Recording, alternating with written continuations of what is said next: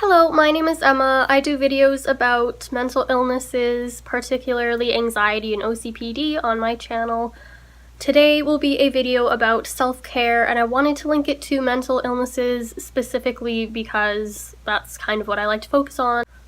Not sure if you have seen my last video. If not, it will be linked below. Self-care is the most important at times when you are struggling the most, but it is also important and can be easily forgotten about when you are doing okay, because it's the way to maintain that state of okay, like I can get through the next day.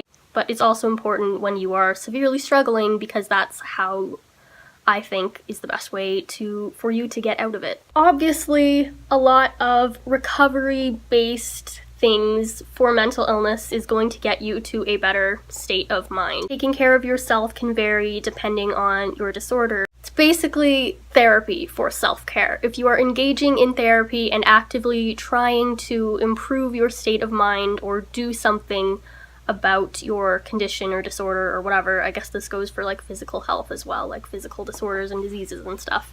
Keeping in mind that the goal with mental illnesses is to reach a more balanced, manageable day-to-day life. It's not normality. Normality is very subjective, and you could argue that there really isn't a normal type of person or way of life. So it's what works for you. Since everyone's mental illnesses affect them differently, also, like even if it's the same disorder, you're likely affected in different ways by it than someone else. Your self-care may differ a lot. Keep looking for other methods and things that you can do to help yourself, because there are like a gazillion of things and they might not all help you, but it's important that you keep trying. A lot of mental illness symptoms can be triggered by a specific situation. So if you can figure out somehow what your triggers are or what is causing you to feel a certain way at a particular time, or like just a lot of like analyzing, self-reflection, then you might be able to prevent any further discomfort than what you're feeling. So essentially, you're just trying to make things better for you now and later. And this might be done by, say, journaling, which I used to do because I know that it's a healthy outlet to write out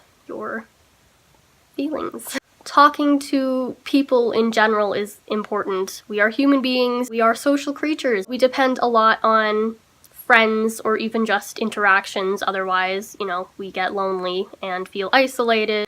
But keeping in mind, it is good to have alone time, which is why I'm trying to explain that balance is necessary. As an introvert, personally, I know that I need a lot of alone time because socializing can drain my energy very quickly. But there are many benefits from socializing that I probably don't have to explain. Venting any emotional baggage that you're carrying around is obviously kind of vital. You need to express your emotions so they do not build up inside of you. Even if you're not really sure what's going on, it's a good idea to talk about it anyway. Talk about how you're feeling. The more it's in your mind, the more you ruminate over it, and more problems occur when it's up here, because you can't do too much about it up here other than overthink, and that doesn't help at all. There's a difference between self-reflecting and overthinking, which I'll get into more when I address OCPD, because that's a big problem that I have. Stress control and having emotional outlets. It's important that you don't let that get out of hand before it becomes a bigger problem than it already is. Plus, stress contributes to a ton of mental illnesses, schizophrenia, anxiety, pretty sure for depression too. And a good way to control stress in your life is to pace yourself. I like to think of it as step by step. So a lot of times life can seem overwhelming.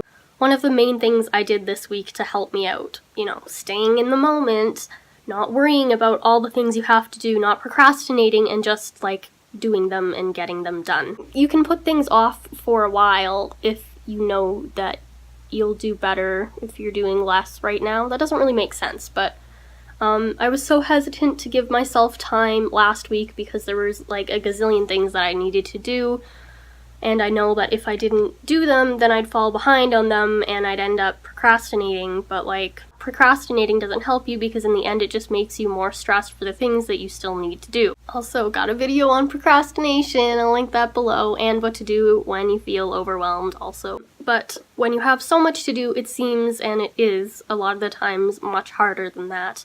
Which is why you have to break it down into manageable pieces, focusing on the next thing you need to do instead of the next 17 things you need to do in your day, and all the expectations that are weighing down on you, pressures from other people, etc. For example, last weekend I didn't end up hanging out with any of my friends. I usually try to socialize, make it more of a goal, so I'm keeping up there with my anxiety and still doing good progress-wise. But I needed to take more time for myself because it was just too many things to do.